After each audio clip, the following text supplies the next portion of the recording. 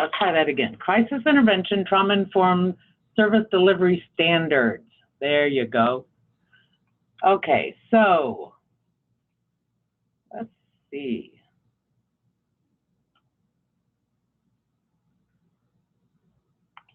This is who's speaking. This is me, Doreen Nicholas, the Domestic Violence Response Manager.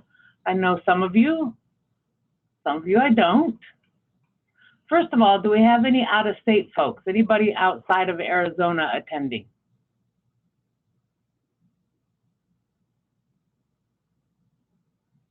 You know, some of your names are familiar. I know some of you. Anybody from out of state? Not so far. Okay. So, who is the coalition? Oh, you're near DC now. Hi, Samantha. So, who are we? Olive Press. Hi, Sarah. So, the coalition, our mission is to end sexual and domestic violence by dismantling oppression and promoting equity among all people. And our purpose is to increase public awareness about the issues of sexual and domestic violence, also enhancing the safety of and services for sexual and domestic violence victims and survivors, and ultimately to end sexual and domestic violence in Arizona communities. It may not happen in my lifetime, but I'm going to give it a good shot while I can. So we're going to talk about okay, so crisis intervention and support services, right from our best practices or service standards manual. You can find the service standards for domestic violence services on our website. This is from page 38 of the service standards that address crisis intervention. So a lot of you do crisis intervention services, sometimes by phone, sometimes computer-based service like chat boxes, or in person. For domestic violence victims, those crisis intervention services must be provided by a trained domestic violence program staff member or volunteer, but the training is the key piece. Those services must be provided with a primary focus on the provision of safety planning information, advocacy, validating feelings, and empowerment to reinforce that person's autonomy and self-determination. And you know how important that is, especially for a domestic violence victim when they have been overpowered, when they've been hurt, when their life has been controlled to different degrees throughout that relationship. This autonomy and self-determination is critical to put them back in charge of their life. The services are based on a problem-solving model to provide information referrals that help somebody in crisis. Those services should include, but not be limited to, assessing risk or danger, along with that safety planning, what their critical needs are at that moment of crisis or right after the crisis, listening to and validating their experiences, and then certainly information and referral to community services. Okay, good so far? Get on my dashboard, Q&A. Here, good morning. Okay, use the chat box, Samantha, not the Q&A. Will confuse me. Okay, so think about your programs or the agencies you work for, the system you work for. Some of us have 24-hour crisis lines. Many provide ongoing support and information. We know some of our programs have community-based advocacy services where they go out into the community, mobile advocacy services.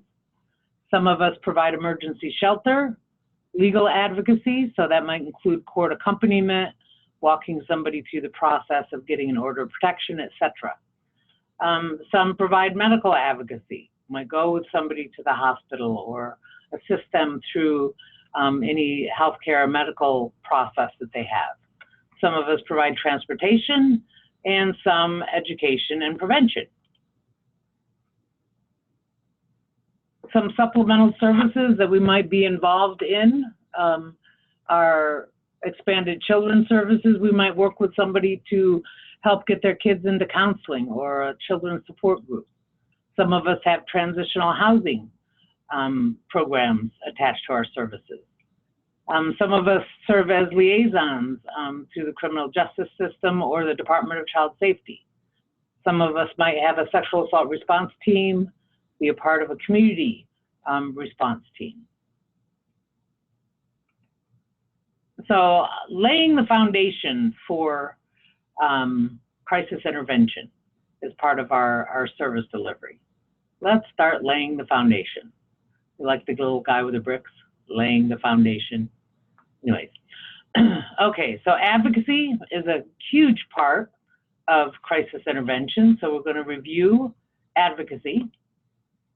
I think we can all agree that depending on our involvement with victim or survivor, certainly one of the main goals of advocacy for domestic violence survivors is to provide safety.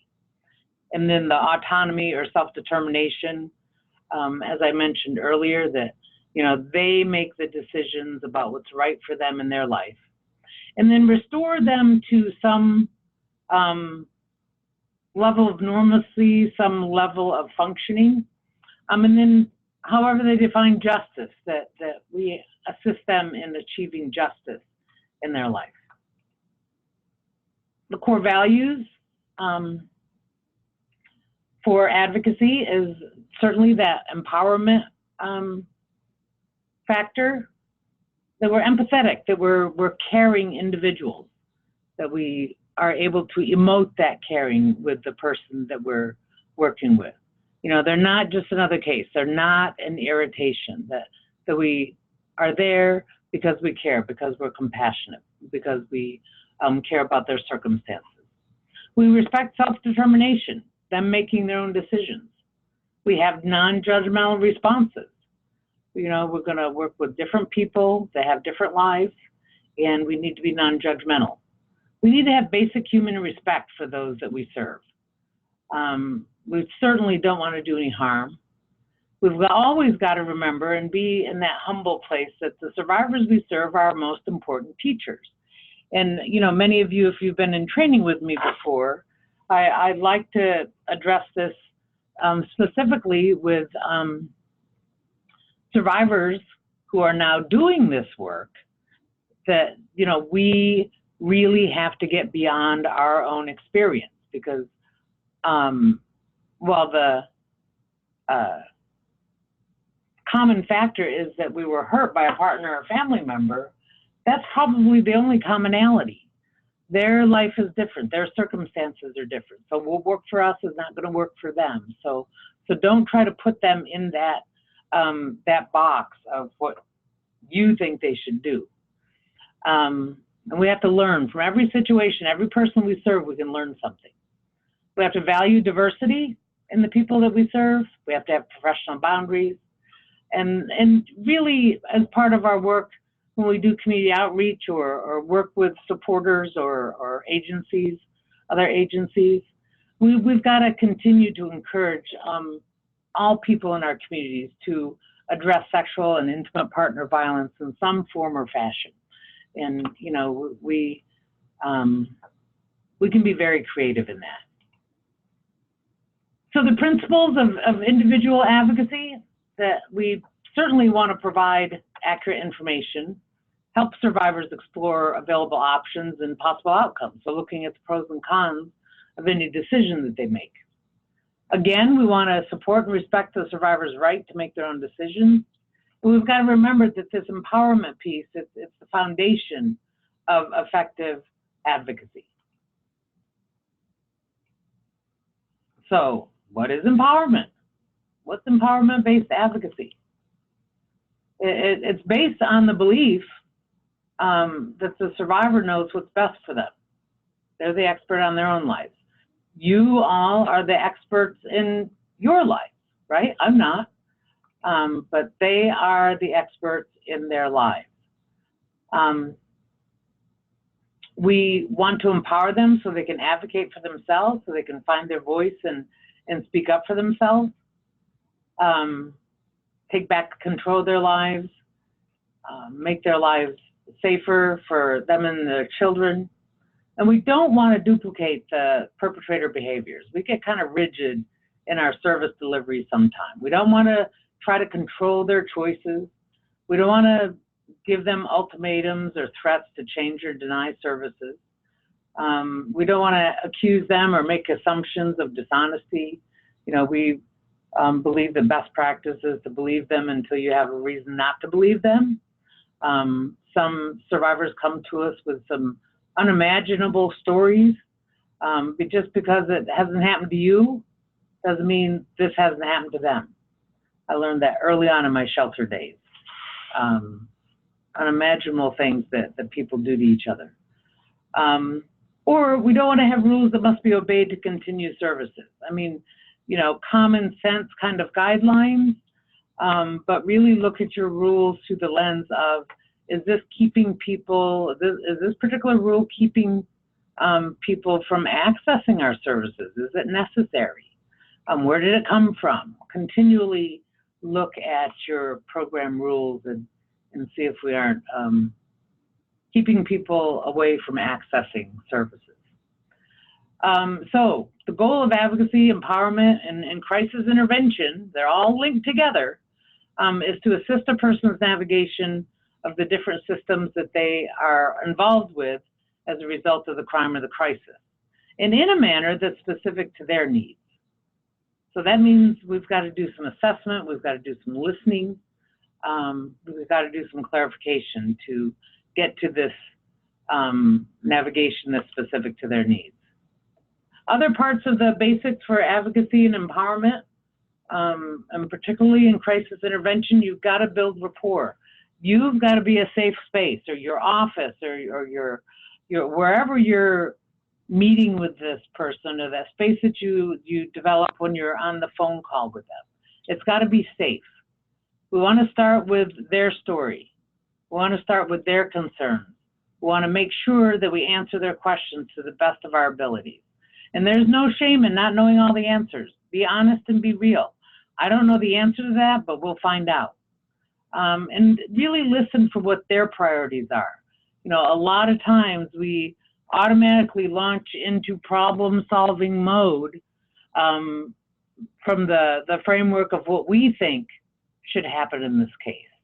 If you're really listening to this person, their priorities will unfold, or you can clarify with them what their priorities are. But you've got to listen to do that. You've got to pay attention to them to do that. True, effective listening. That is the most important part of building rapport. If this person knows that you are really listening to them, that's going to go a long way in developing rapport with them. So other basics is we've got to, in understanding their perspectives, there's some open-ended questions that we can ask. Like, what are your biggest concerns right now? What would you like to see happen? So if somebody comes to you after, you know, say their partner mistreated them or began stalking them at work, and you are the first person that they talk to, ask what's your biggest concern. They might be afraid about being safe at work. What would you like to see happen? I want him to stay away from my workplace. What would be most helpful to you? It would be helpful if I knew he wasn't going to bother me anymore.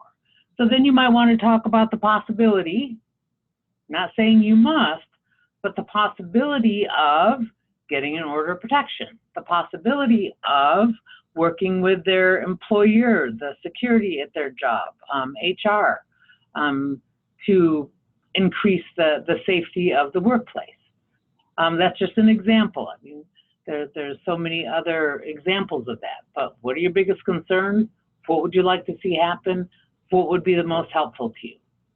We want to validate, like you're doing a good job. This is tough stuff that you're going through. You're doing a good job at reaching out for help and conveying to me what you need. And validate that it takes a lot of strength to reach out for help, especially if you've maybe been in a relationship where you've been isolated, your partner told you that nobody's going to help you or care about you. It took a lot of strength for them to reach out to us. You know, they might have been making a lot of plans. They might have given this a lot of thought. They might have been going through this for a while and making decisions about what their next steps were. So just validate any effort that they share with you that they've put into this. Be aware of their assessment of you. A lot of times victims, when they're reaching out to us for help, they're seeing us as being in a position of power, and they might have some fear because of that. That might be, they might see us as another person who's going to tell them what to do and tell them how to do it, and we don't want to present as that. They might test that out by asking us questions to see if we're going to try to take over. What should I do? And I don't want you to fall into that trap. Don't tell them what you think they should do. Tell them that you can provide support and information for them to make the decisions about their life, but you can't make that decision for them. And then during the course of your interaction with them, their perspective will change. It will change. And we've always got to remember that little thing you see on the coffee cup there, that the way that you see it isn't necessarily the way I see it. We've got different perspective. We've got different lenses that we look at life and situations through because we're different individuals. So we've always got to remember that. Not everybody sees things the same way. Again, it's always a good idea to be steeped in knowledge of our community, knowledge of what is available in our community. So I always suggest that that's a really good volunteer or intern kind of task, is to make sure that they double check our resource lists and referrals to see if anything has changed, to see if they're still in existence or provide what we think they provide. And then you can, with some credibility and knowledge, discuss what options or choices are available for that survivor. And then having the conversation, the pros and cons conversation about what the possible outcomes of those options or decisions might be if they do A, B, or C, or X, Y, or Z. We want to help them implement their choices, but only to the degree that they need support or assistance. We want to help them identify the steps that they need to reach their goal. And through that process, sometimes that's when we identify useful, related, or current referrals that would help them achieve that goal. Okay, we doing so good so far, everybody? How are we? Okay, let's see what we got here. You doing good? Okay, thank you, Renee. I think I skipped ahead too far. Doing good, Crystal? Okay, great. All right, and don't hesitate if you need some clarification. Judy, good, great. Terry raised his hands. Is that her hand, their hand? Good, doing great. Renee, great. Hi, Renee. Terry, doing good. Okay, Sarah, doing good. All right, so let's get back to the basics. We want to support and, again, respect the decisions made by the survivor. Again, I can't emphasize this enough. Many times their choices are different from what we think they should choose.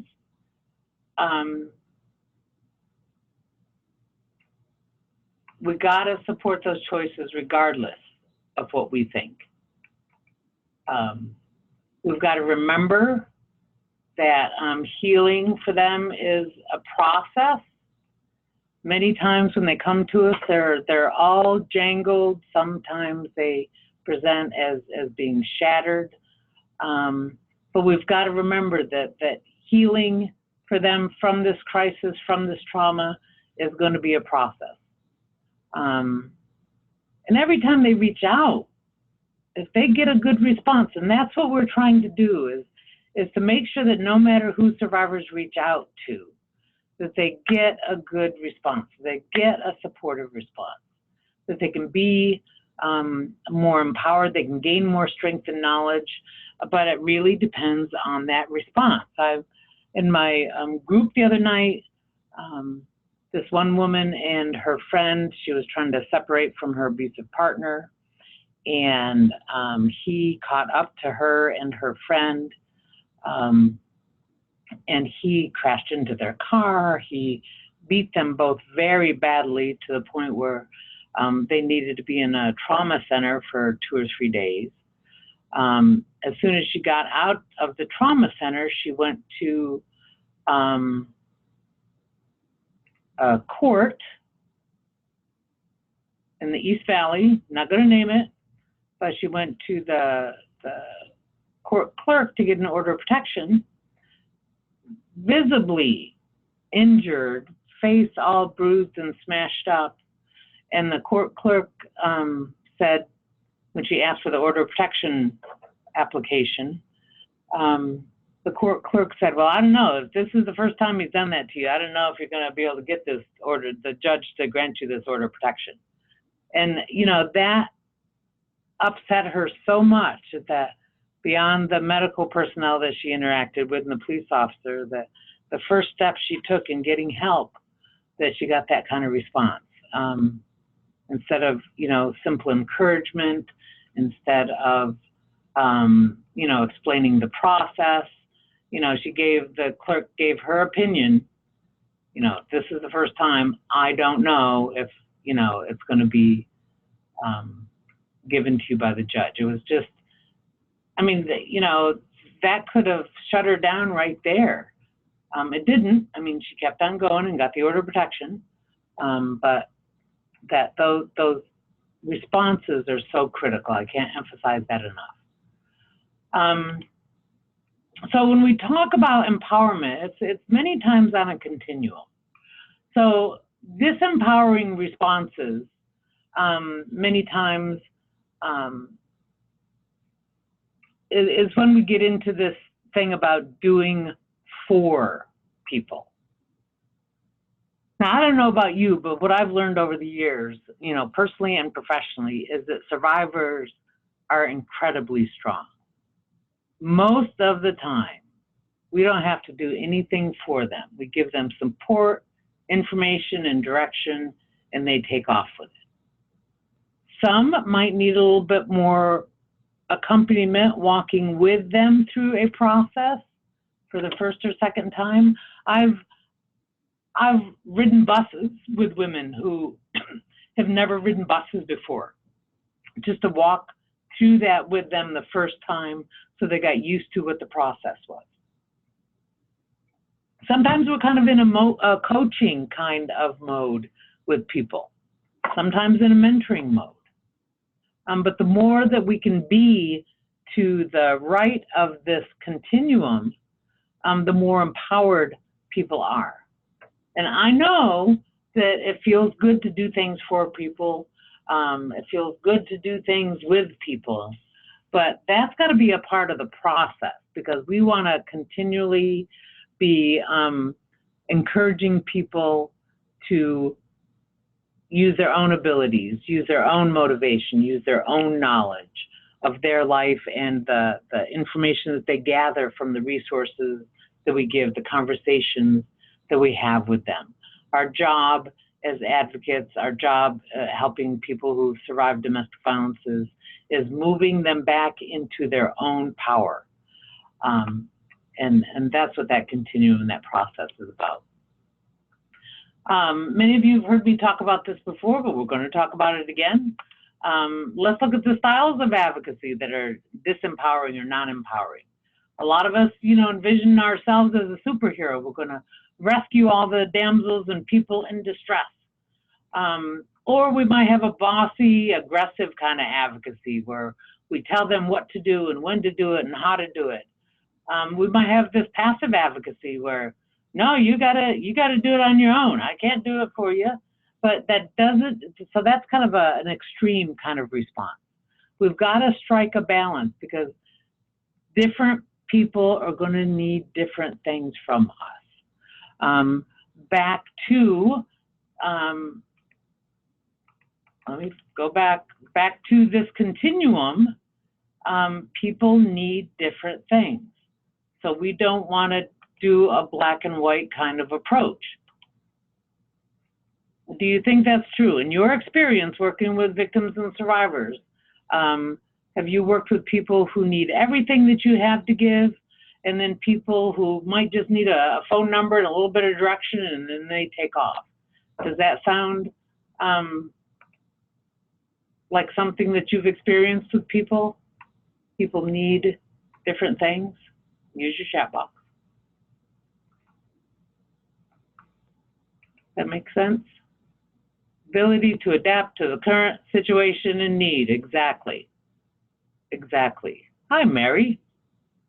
Dorothy. Yep, they need different things. And that means that we've got to maintain our flexibility when working with people.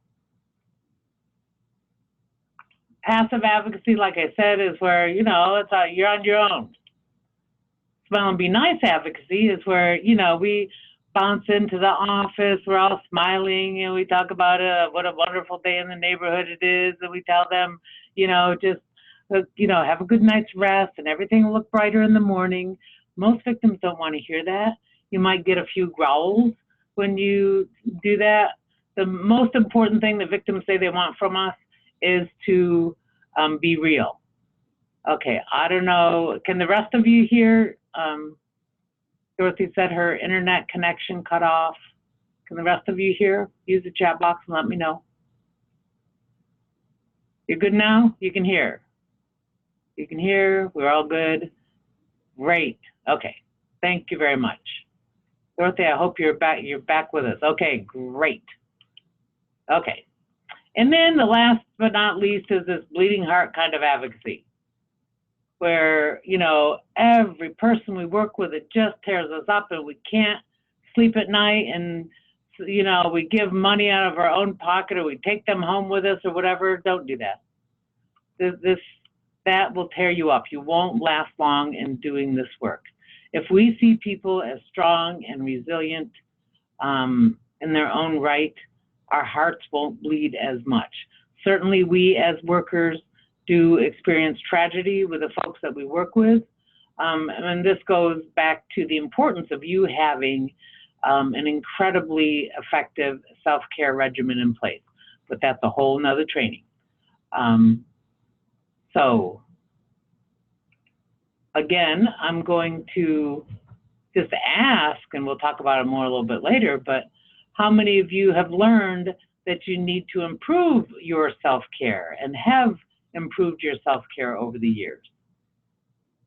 Anybody? I know I've talked about it a lot with advocates. Every day? Good, Mary. I might ask you guys to share a little bit later what you do when we come to that part, okay? All the time, self-care stuff's good. Okay, so boundaries. No connection with the jaded, people that get jaded. Your team struggle, self-care all the way, improved a lot over the years. And Leanne, I'm sure you've improved a lot over the years out of necessity, because you want to keep doing this work. No connection or empathy, the jaded style. Yeah, that's kind of dangerous. That is kind of dangerous when folks get to that place.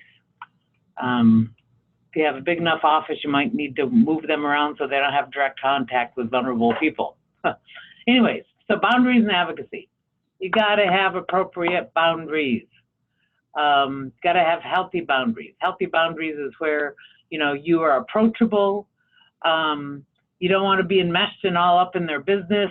That's inappropriate. They'll get mixed signals about what your role is in their life. And you don't want to be too rigid. You don't want to be unapproachable, where they're afraid to reach out to you or ask questions. You got to be friendly. And boundaries are where one person ends and the other begins. And I know many of you have heard this story, but it always reminds me of that old Calvin Klein commercial where it shows a sexy swimsuit-clad couple rolling around on the beach making out with the waves coming in, and the voiceover on the commercial is obsession. I don't know where I end and you begin. Calvin Klein, it's a very dramatic, probably 20-year-old commercial, but that always makes me think about that. Individual people with capabilities in our own right. If you're in that saving personality kind of advocacy, then there's more likely that you're going to be enmeshed with that person. There won't be clear boundaries. And for somebody that's been abused, boundaries is critical because abuse is all about boundary violations. If you're jaded, as Renee brought up, or you might have this rigid, you might seem unapproachable, or it might feel unsafe to approach you. So the better we take care of ourselves, the better we understand our role, the more likely we are to have healthy boundaries with folks we work with.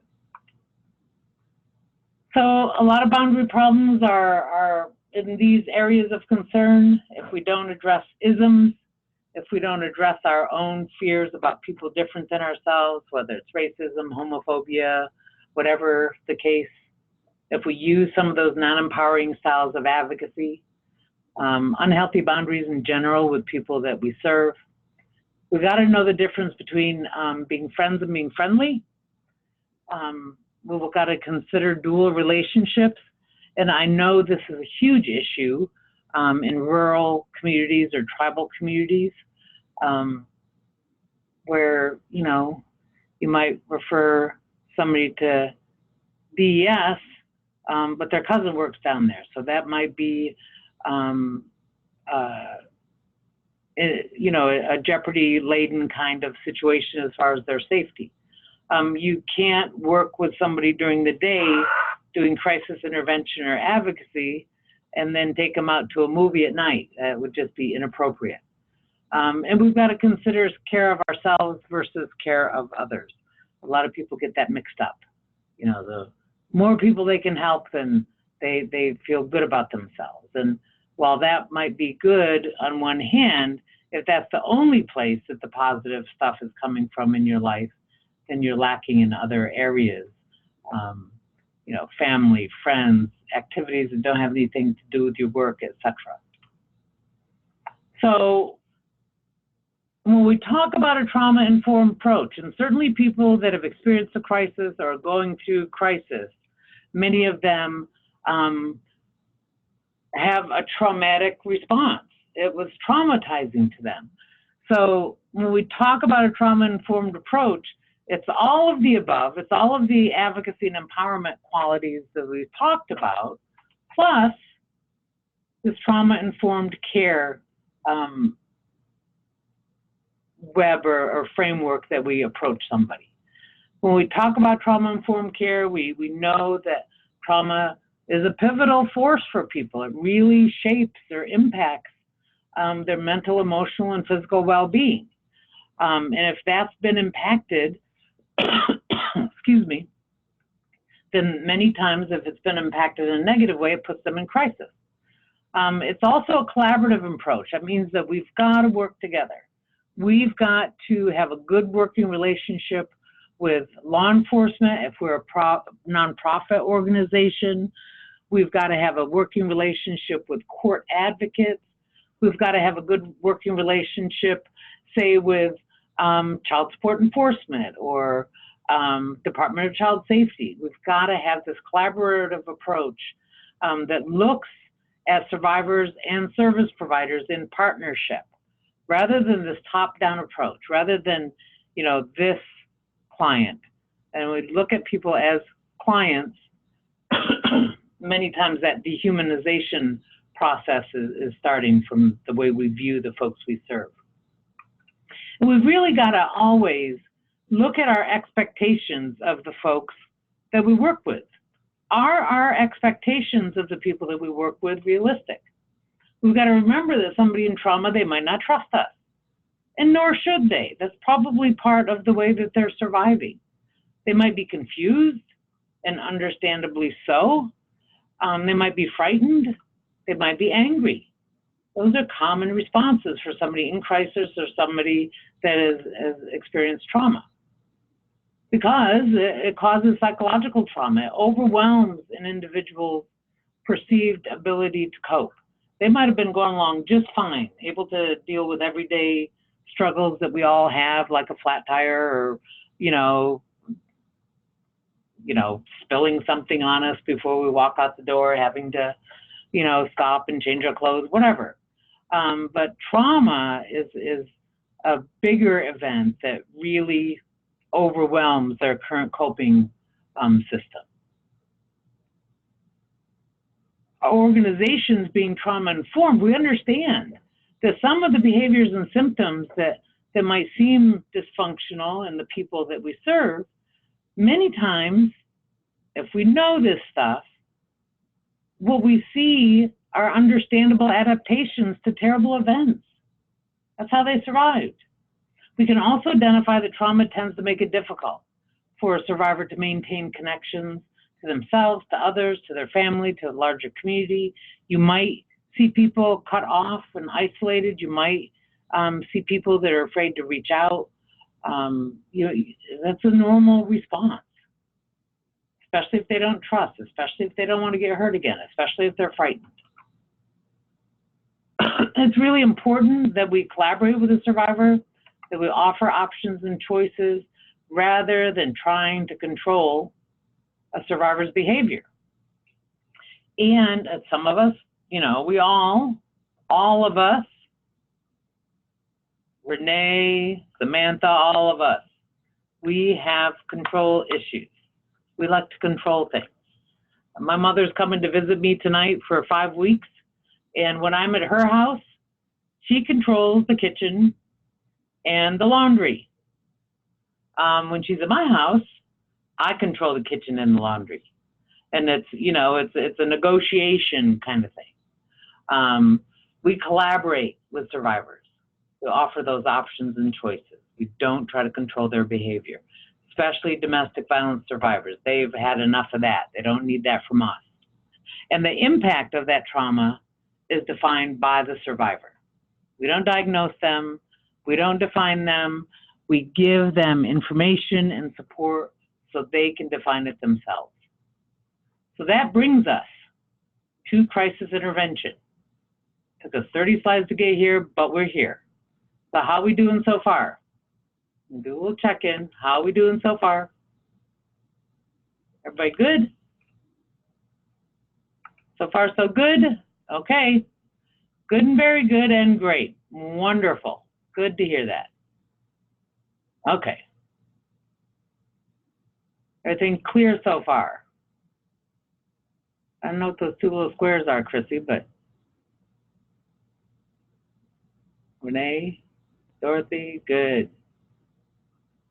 I don't know, Alicia. That's your job. Remind her whose house she's in. Remind her whose kitchen it is. I don't know. But mother-in-law's got some control issues. Okay. I know a good therapist for that. Okay. Crisis intervention. So let's talk about that.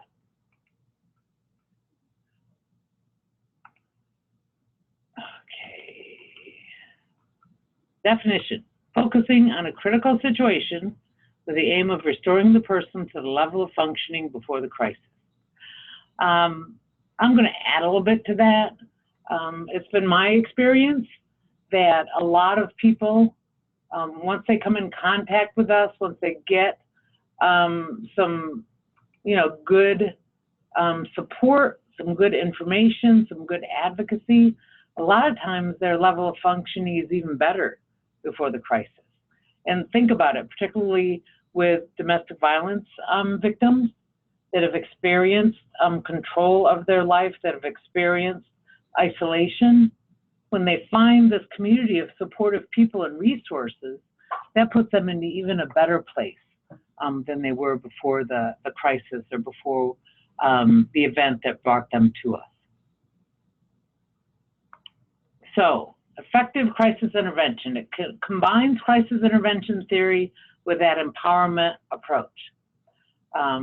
When, like I said earlier, the past coping skills are not sufficient to address the situation, people go into crisis. But with that support and information, with the resources, restoration to normalcy can occur. And, you know, what a lot of people have said is that they now have a new normal. And that's, you know, usually a process for all of us when some change, whether it be minor or major, happens in our life. We have a new normal. Our normal changes all the time. None of our lives are set in stone. We might have some structure to it, but every time, you know, a relationship changes, or we move, or we get a new job, or we have a child, or a child graduates, our normal changes. So a lot of people have a new normal in their life, but with structure, with support, etc. So again, the guiding principles to crisis intervention, we want to build trust and rapport. You're not going to get 100% trust, but, you know, they will trust that you are being honest with them. They trust that you are doing the best that you can. We want to explain confidentiality. We want to explain exceptions to confidentiality. The 4 basic ones are, you know, danger to self or others, child or vulnerable adult abuse. We want to treat them with dignity and respect. We want to validate their feelings. And we want to use a helpful and friendly voice. So, you know, good customer service skills, if you will. We want to welcome them into our program, or be welcoming on a phone call even. We want to greet them. We want to find out their name. We want to be, if we're in person with them, we want to be aware of nonverbals that we might be emitting, like facial expressions, the way we sit. We want to, you know, use this calm communication. We want to, you know, sit squarely. We want to have an open posture. You don't want to have your arms all crossed or your legs all crossed and be all closed up. You want to have an open posture. You want to lean forward. And this is where the healthy boundaries come in. You don't want to get right in their face, but you want to lean towards them. And that conveys that you're interested, that you're supportive, that you're engaged in the conversation. If it's culturally appropriate, you want to make eye contact. You want to be relaxed, because a relaxed posture conveys confidence, and that's going to help them have more faith in you. Use a kind and compassionate tone. You want to offer your full attention. You want to free the environment of distractions. Make sure your phone is turned off. Make sure the sound on your computer is turned off or down. You know, if it's comfortable for the person, close your door. Put a meeting sign on your door. Just as much as possible, free the environment of distraction. We want to, we want to be able to,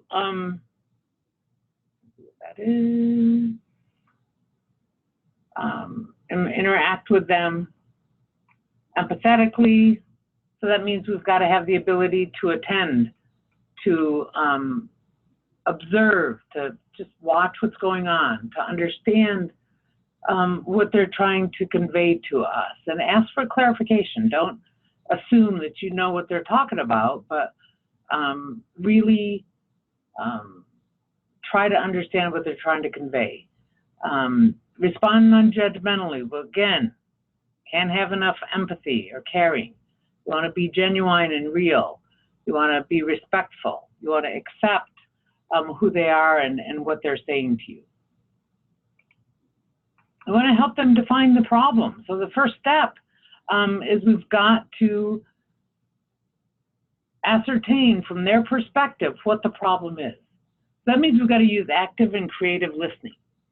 And we want to use open-ended questions like the ones I shared earlier. We want to attend to the verbal and nonverbal cues, what they're saying, what they're not saying, what their body posture is, what their level of eye contact is, etc.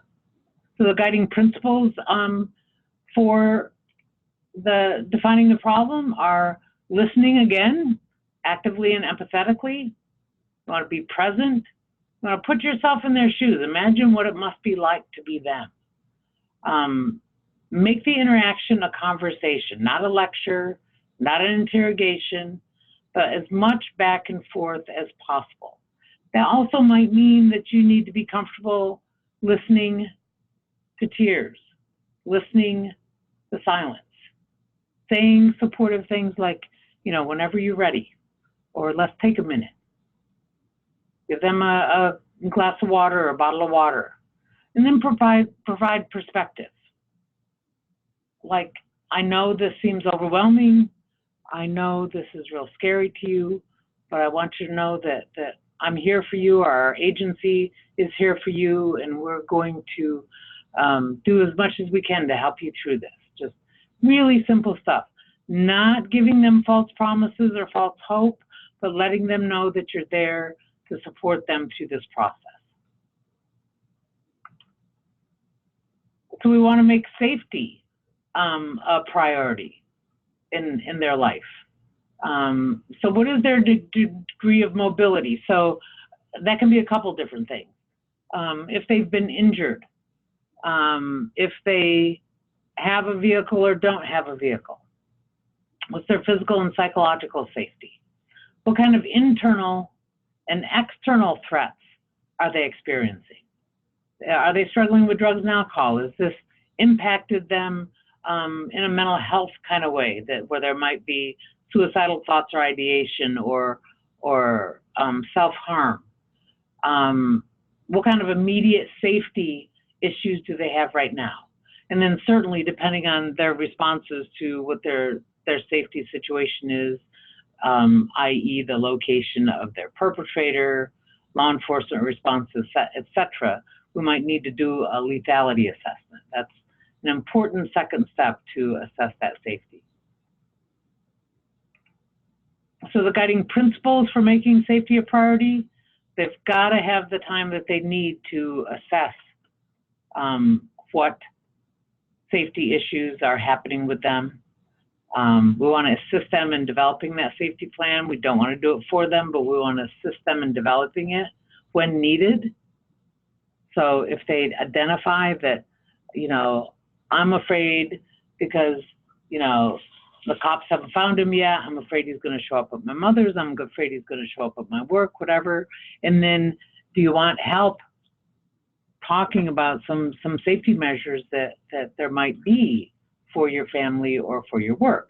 And that's when that safety plan discussion would happen. Help them access local services in the community and advocate on their behalf, but only if they request it. If they need to contact or connect, for instance, with a court advocate to be there with them at an order protection hearing, you give them the number and how to get a hold of that court advocate, but only if they ask for help or ask for advocacy with that court advocate or liaison do you get involved. Otherwise, leave them to make the call. We don't want to take over for them again. Okay, so how do we assess immediate physical safety? We want to use yes/no questions. So if you're doing that in person, we ask things like, are you safe? Do you need medical attention? Do you need anything to eat or drink? Do you need a safe place to go? And you can see with those questions, then you can start to identify the resources or referrals that might be needed depending on their response to those questions. If you're on the phone with them, are you safe? Is your partner in the room with you? Is your partner in the residence with you? Do you need me to call police, medical? Do you need a safe place to go, like shelter? So depending on the answers to those questions, it's going to give you an idea on the next action needed.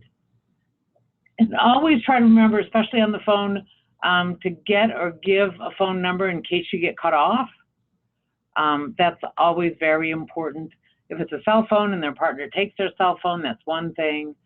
But in case the phone goes dead, make sure that you share phone numbers or get a phone number just in case you get cut off. That's a terrible thing when you get cut off and you can't call them back or they can't call you back and you wonder what the heck is going on, what happened.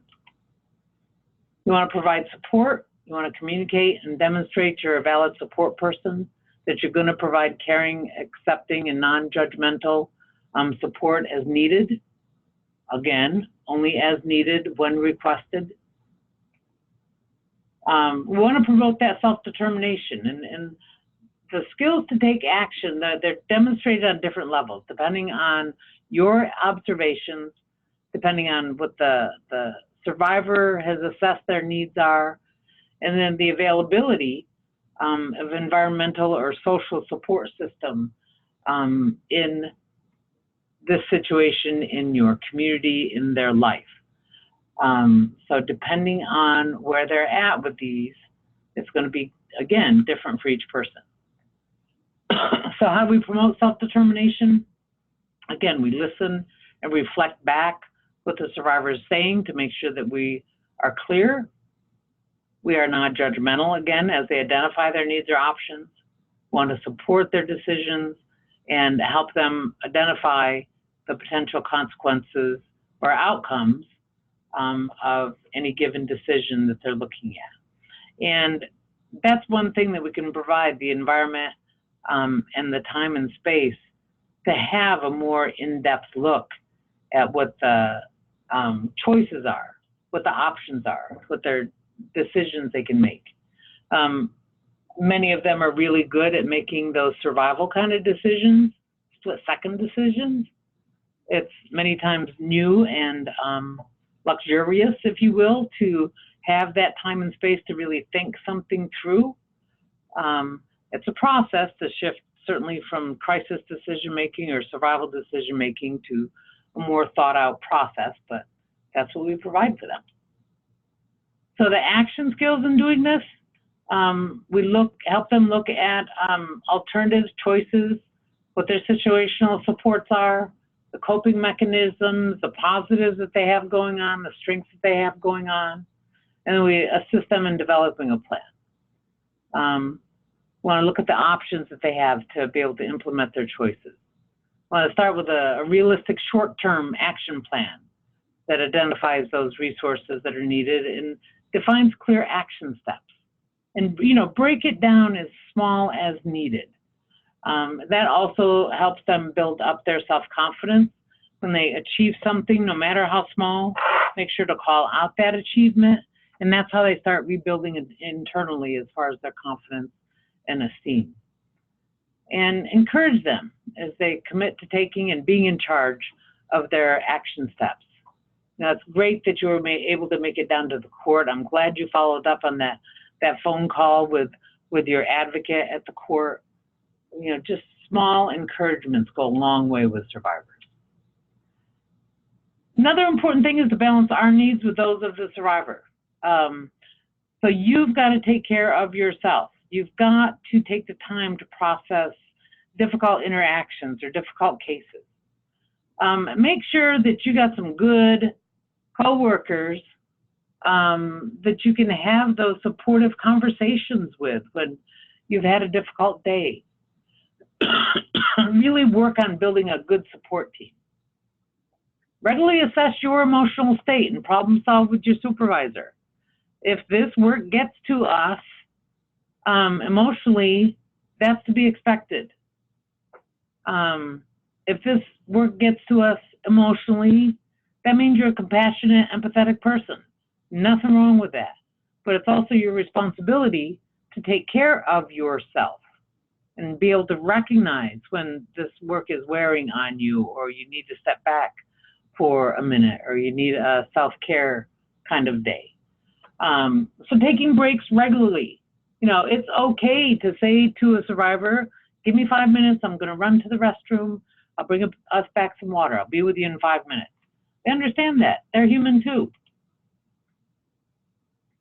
Julie said buddy system, perfect. Yes, buddy system is very important. put something like that in place. Thank you for that, Julie. And you know, sometimes we can do that. We've got a trauma stewardship buddy that we just have a conversation with, a dedicated half hour that we can share with each other our struggles and our accomplishments during the week. Because a lot of times we get stuck in the negativity and don't really look at what we've accomplished and the good things that we've done. So that's important, to look at both sides of the coin. When we have our staff meeting, we check in with our highs and our lows for the week. So we always try to balance it out so it's not all one way or the other. So take breaks regularly, even if it's, you know, just 2 or 3 minutes. So you can breathe, so you can go to the restroom, so you can get some water or coffee, whatever you need. So our blueprint for crisis intervention, these are just some basic steps, basic components of crisis intervention. We want to welcome that survivor. We want to start the conversation. Tell me what happened. Tell me what you need or how I can help you. We want to respond to disclosures of abuse, like you didn't deserve that. That's terrible that that happened to you. We want to assess for immediate physical safety, assess for emotional safety. During that conversation, we help identify priorities and needs that they identify.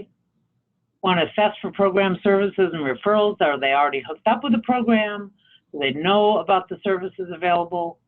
So we explore the options. We help them develop a plan of action. And then we wrap up our interaction with them. And that might come in the way of, you know, we've done our part. And then we refer them to the person or the agency that can do the next part of what they need. And then certainly we want to address our needs, our advocate needs, you know, whether it be support, whether it be information, whether it be a 15-minute break. We want to certainly assess our needs. So when we meet that person in person, I wanted to review a couple of skills that I think are really important, like attending skills. We talked about this a little earlier.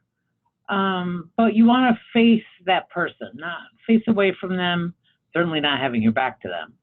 And like I said earlier, if it's culturally appropriate, having eye contact with them, it's not culturally appropriate in some cultures. But find that out, learn that from folks, ask them what's your most comfortable way to have a conversation with someone. You want to be calm. Somebody in crisis might be very emotionally elevated. The calmer you are, the better chance you have of helping them bring it down. You want, like I talked about earlier, you want to have that open body language. You certainly only want to touch with permission. I know a lot of us are touchy and huggy. I know I am.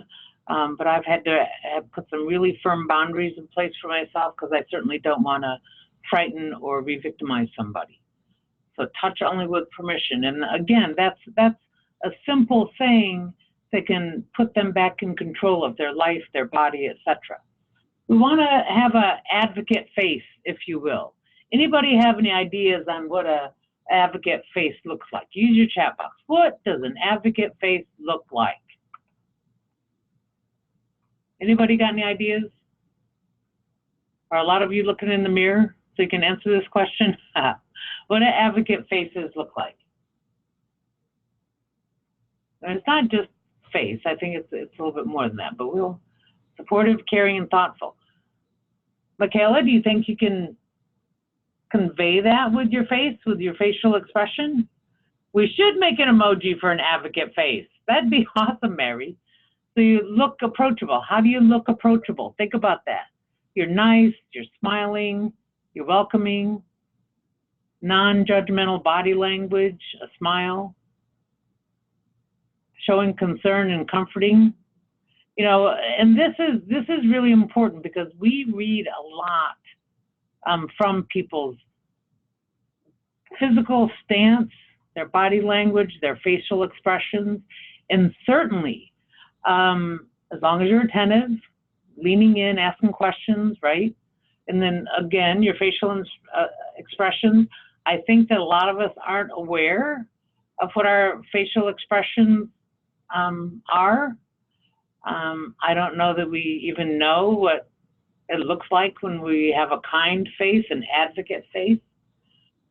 Certainly it helps if you use a soft tone, a smile, or at least a pleasant look on your face, open and welcoming gestures, and, you know, allow the person you're talking with to dictate the distance between you. You don't want to sit too close, you don't want to sit too far away, and you can usually figure that out, just like you figure it out with people in your life, with your children, with coworkers, with, you know, somebody you sit next to on the bus, etc. We figure that out sometimes very subconsciously. So, you know, practice looking at your face. Practice that advocate face. Yeah, you don't want to be too overly reactive, just attentive and kind, that you are present, that you care, that you're there. We don't want to use labels for certainly the person that we're providing advocacy for other people, for their abusive partner. We just want to stay away from labels altogether, if at all possible. So when we establish that relationship, you know, make sure you introduce yourself. Ask them what they would like to be called. How would you like to be addressed? Don't shorten their name or use their first name without their permission. And, you know, with some cultures, it's always many times important to address them as Mr. or Mrs. Just find out how they want to be addressed. Take the time to ask that. That's automatically going to set a tone of respect. So if you meet them in person, you want to create that safe environment like we talked about earlier. Ask them if they want the door cracked open a bit or all the way open, if they want the blind shutter open, depending on what your physical surroundings are. If they have children, and you can do that, would they like another advocate to play with the kids in another room or closer by? Just whatever you need to do to create that safe environment within reasonable possibilities. So think about the environment in which you meet people. So again, a really important part of crisis intervention is exploring all those resources, all the possibilities and options. Assess what they've tried in the past and what resources they have available right now. When needed or when identified, provide information about resources and services. Provide information and education about domestic or sexual violence as it relates to their situation. I mean, they might not have the terminology to describe what happened to them. We talk a lot in our trainings about, you know, it's really easy to describe when somebody physically beats you or pistol whips you or holds a knife to your throat. That kind of stuff is really easy to describe to us. But it's hard for people to describe when they've been isolated. It's hard to describe to us when they've been gaslighted. It's hard to describe to them, to us, when their partner has manipulated them or coerced them. So sometimes that's the kind of information we can provide to help clarify what they're trying to explain to us. We want to help them assess the advantages, disadvantages, potential risks of their options, like we talked about earlier, the pros and cons, and then possible strategies for increasing safety. A lot of times that'll start off with making sure their basic needs are met, sometimes emergency medical attention, and then, you know, provide repeated, simple, and accurate information on how to get those basic needs met. So do you have any fears or worries about crisis intervention? I know some of you don't, because you know that that's a part of what your job is. And most of you, if you think about it, you work in crisis or work with people in crisis all day, or at least part of the day or throughout the day. But do you have any fears or worries about crisis intervention, especially those of you that might be newer staff? Any crisis fears, any crisis worries?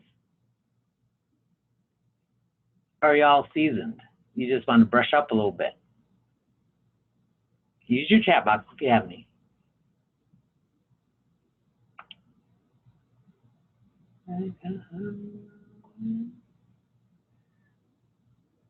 Okay, you're new.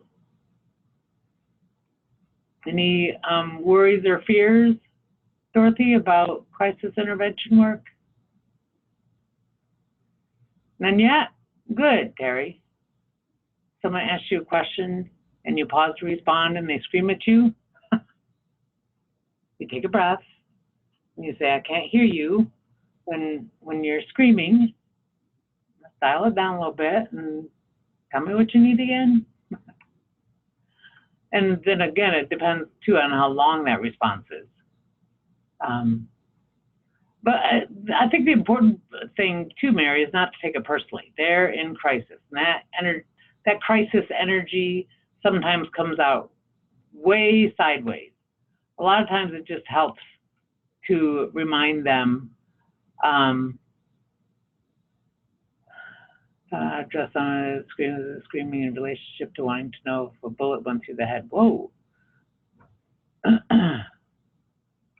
Right? Wow. That's a tough one. Pause to respond and they scream at you. Screaming in relationship to wanting to know if a bullet went through the head. Wow.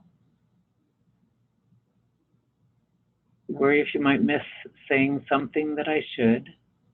We all go through that, Dorothy. I always think about what the conversation was. Should I have done this? Should I have said that?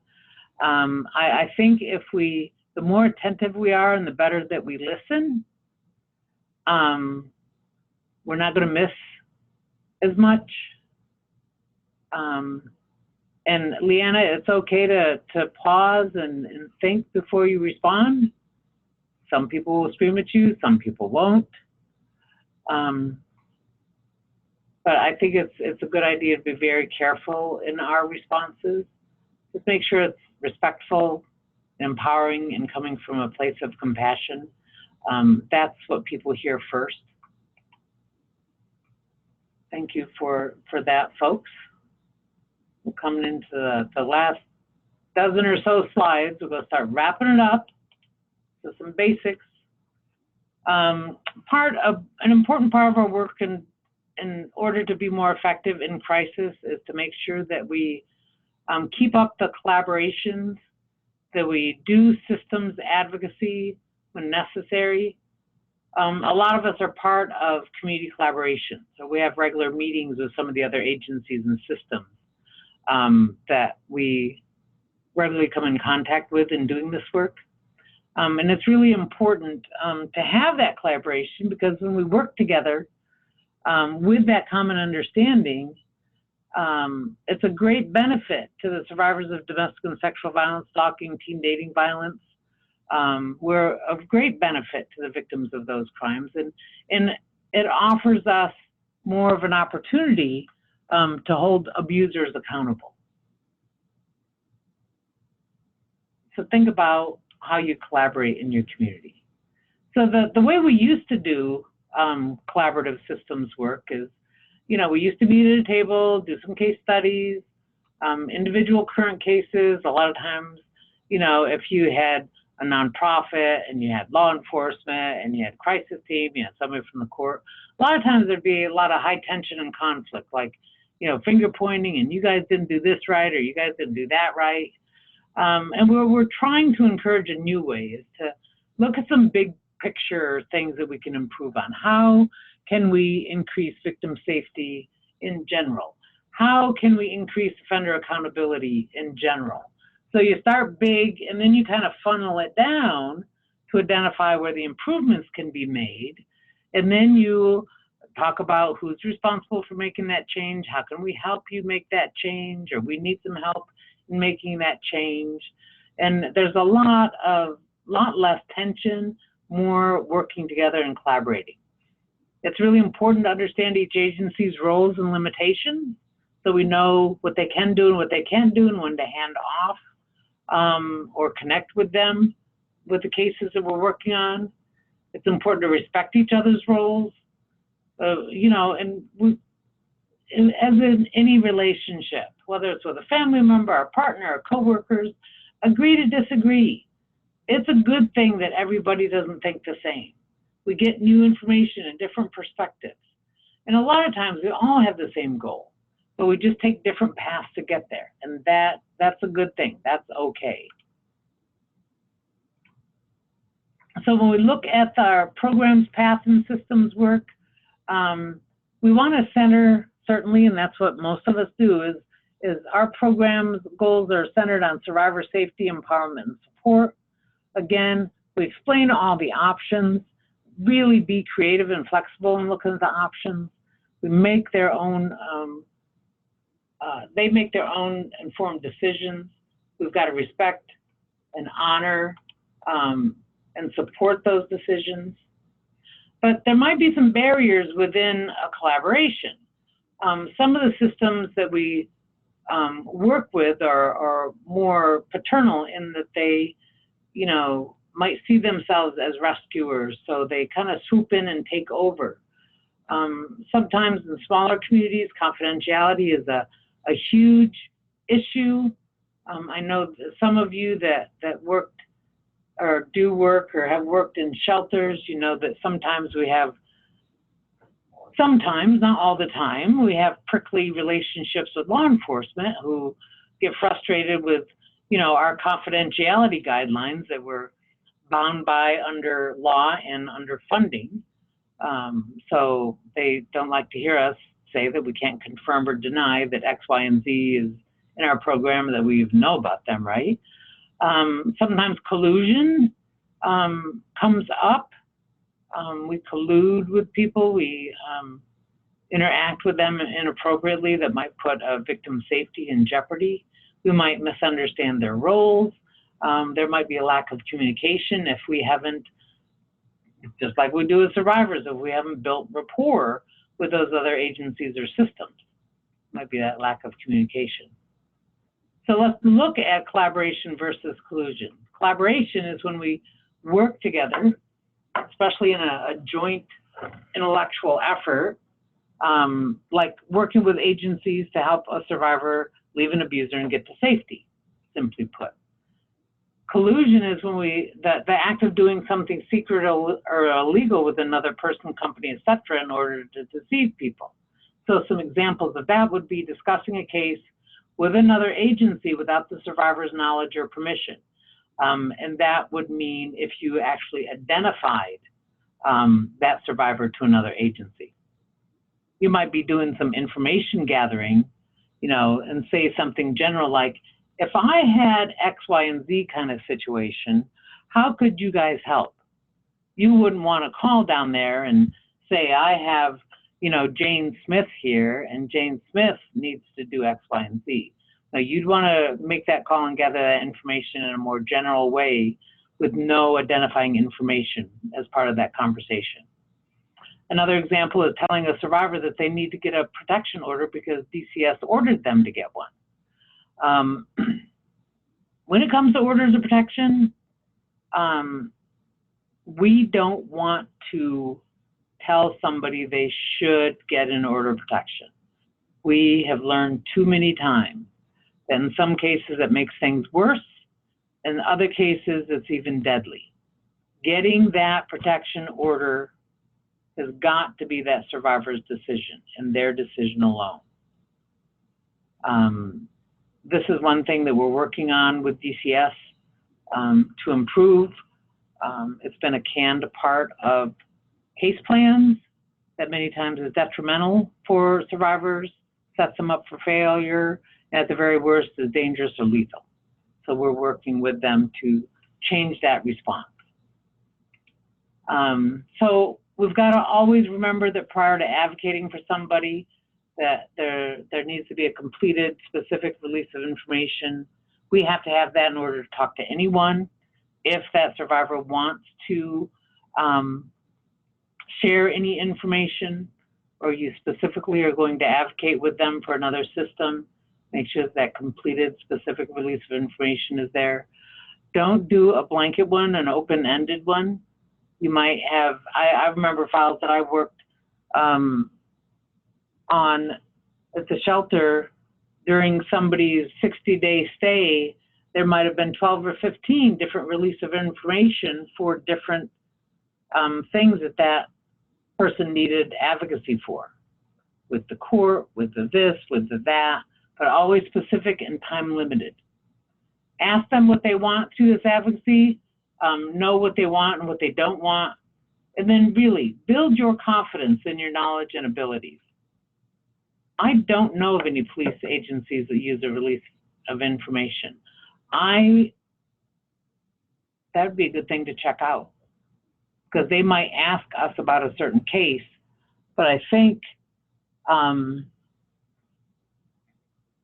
we can't share anything with the police even unless we have that survivor's permission.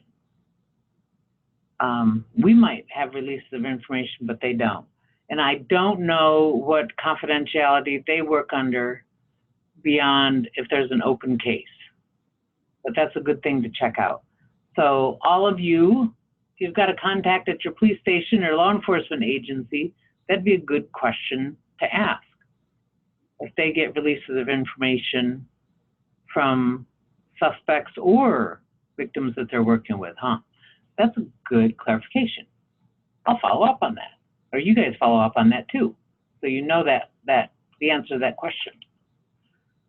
So again, how many of you that are advocating today and doing this work today, I know some of you have been doing it for 5, 10, 15, 20 years. Do you think that you have more confidence today than when you started doing this work 5, 10, 15, 20 years ago? Use the chat box. Has your confidence grown?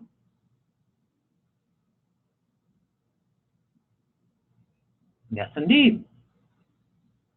And do you think your knowledge base has grown?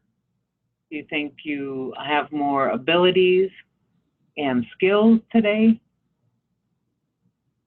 And I think it would be a yes, indeed, to all of you, right?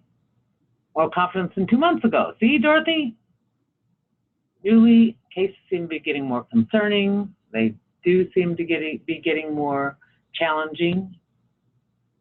So that means your knowledge base and your skills and abilities need to keep growing, right? Best practices are ever evolving. We always need to be learning. I always say that doing this work in order to meet the need and to be as good as we possibly can, our programs need to be in a constant state of editing.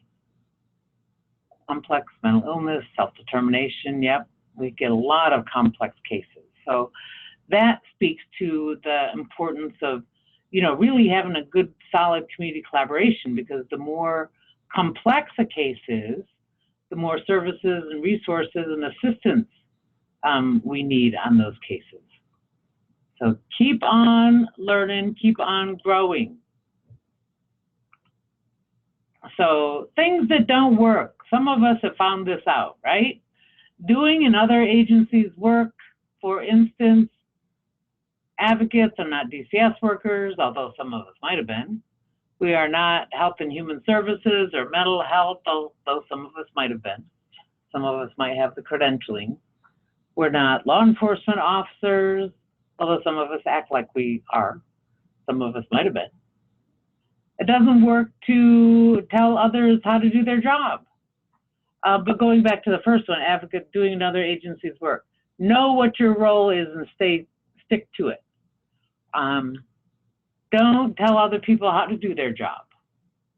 You might want to encourage them to do their job if they don't seem like they are, but don't tell them how to do their job. It's not good to be overly compliant with other agencies. I know sometimes law enforcement agencies or courts try to assert their will and their power over us. But it's important that we have good boundaries, that we stand our ground in our advocacy. It's also not a good idea to be automatically adverse or disrespectful or defiant or confrontational. Again, you want to come off as not only a team player, but as somebody willing to negotiate and compromise in certain areas to do a more kind of teamwork approach. And you don't want to hang on to grudges. You know, sometimes the longer we do this work, the longer we are in the presence of or have experienced upsets between agencies or in the community, we always want to be solution-focused, solution-based. We don't want to hang on to those grudges. And I almost burst into song singing Let It Go from Frozen. You're lucky I did not. Okay, we want to make the most of opportunities to build ongoing working relationships with all of the agencies and systems in our area. Show up at community collaboration meetings. Show up when they invite you someplace so you can be a voice at the table. But make the most of those opportunities. Have good working relationships. So you know this. Our role as advocates or crisis response workers or whatever fancy titles you are, if you are there working with and for survivors, in my book, you're an advocate with a capital A. Our roles are stressful. It's sometimes very frustrating. Sometimes it's overwhelming for us. Bottom line, it's hard. It's not easy work. But we know it's important. We know it's gratifying and fulfilling. Otherwise, after 5, 10, 15, 20 years, we wouldn't still be doing it, because we certainly don't do it to get rich. Right, Renee? Right, Mary? We don't do this to get rich. Right, Julie? We don't do this to get rich. But it's fulfilling. And we know that we're making a difference. We're not always going to see the miracle on our watch, but we know we make a difference. Have confidence, have faith that you're making a difference, because you're there for somebody, because you're kind and respectful. You connect them to the community resources. You can't help but make a difference in doing that. But yes, these are the highs and lows of it. Stressful, frustrating, overwhelming, and hard. Highs is as important. It's gratifying, fulfilling, and it makes a difference. Yeah. We learn from our clients. You're right, Renee. We plant one seed, that one seed of hope, because the kindness and respect they get from us, that gives them the hope that there are other people out there that will treat them with respect and help them along their journey. Edward Everett Hale, this quote, to wrap it up, I am only one, but I am one. I cannot do everything, but I can do something. And I will not let what I cannot do interfere with what I can do. This is, try to absorb this and think about it. We can't do a lot, but what we can do, it really, really makes a difference. So remember that. You make a difference every day. You might not be able to see it, but you make a difference every day.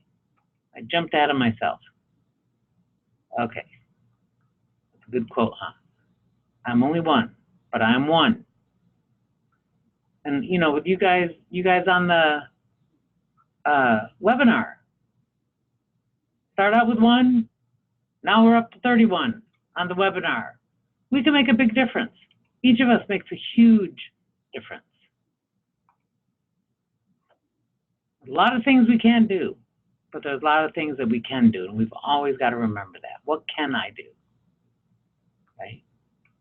Okay, so I want to thank you all for your time and attention. Don't email me today because I'm not going to respond, but when you get the follow-up email tomorrow,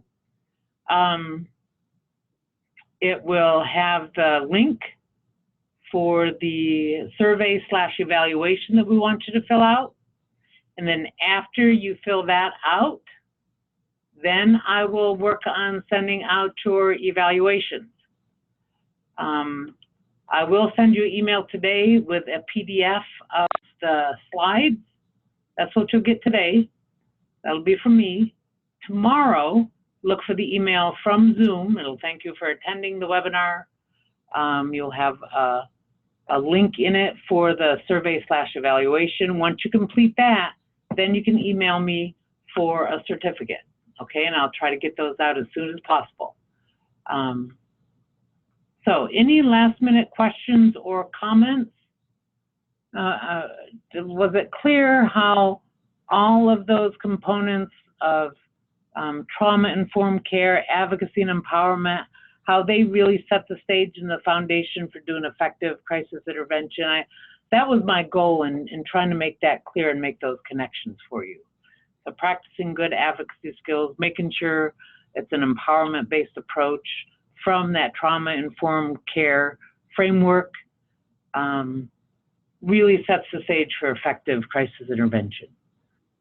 So now's the time for last-minute questions or comments. I really appreciate you all and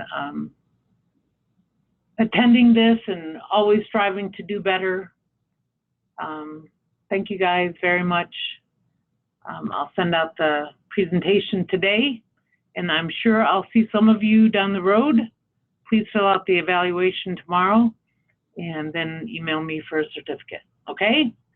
Take care of yourselves. We'll see you soon.